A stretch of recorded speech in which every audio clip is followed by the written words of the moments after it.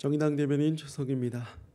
헌법재판소가 민주화운동 피해자가 보상금을 받았다면 재판상 화해로 간주해 별도의 배상을 청구할 수 없도록 한 조항이 일부 위헌이라는 결정을 내렸습니다.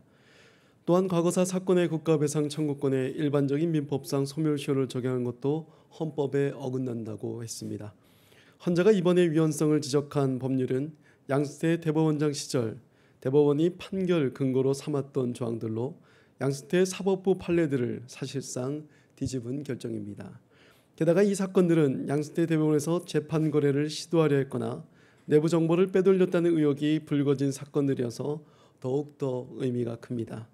이번 위헌 결정을 근거로 과거사 및 민주화운동 피해자들은 법원에 재심을 청구할 수 있는 길이 열렸다는 점에서 매우 다행인 일이지만 사실상 대법원의 판결이 잘못됐다는 점을 확인했음에도 위헌인 법률이 적용된 재판이 아닌 이상 취소할 수 없다는 기존 논리를 유지한 것은 매우 납득하기 어렵습니다. 하지만 이번 헌재 결정이 사익을 위해 재판을 정치적 거래의 수단으로 사용한 양승태 대법원의 잘못을 바로잡고 무너진 사법 신뢰 회복을 위해 한 발짝 나아가는 첫걸음이 되기를 바랄 뿐입니다. 이를 위해 대법원 역시 헌재의 논리를 그대로 받아들이는 판결을 내려 피해자들을 구제하는 데 앞장서야 할 것입니다.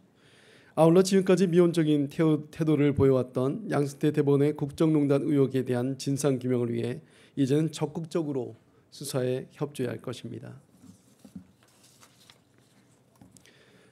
문재인 대통령이 9월 말에 예정된 유엔 총회에 참석하기로 결정했습니다. 문정인 대통령 통일외교안보 특보에 따르면 문재인 대통령이 유엔 총회에서 남북미 중 4자 종전선언을 추진하겠다는 구상을 밝혔습니다. 환영할 만한 행보입니다. 한반도 평화를 둘러싸고 여러 변수가 나오고 북미 대화도 일시적인 고착상에 빠진 난간 속에서 문재인 대통령이 중재자 역할에 적극 나가겠다는 의지를 표명한 것으로 평가됩니다. 한반도 평화 프로세스가 제대로 가동되기 위해선 끊임없는 노력이 필요합니다. 곧 있을 3차 남북 정상회담부터 성공적으로 개최하여 이 성과가 종전선언과 평화체제 수립까지 이어질 수 있어야 할 것입니다. 이 일련의 과정에서 문재인 대통령이 단단한 디딤돌의 역할을 할 수 있기를 기대하며 유엔 총회를 통해 우리 정부가 평화외교의 대상을 확대할 수 있기를 바랍니다. 정의당은 평화의 협력자가 되는 길에 적극 나서겠습니다.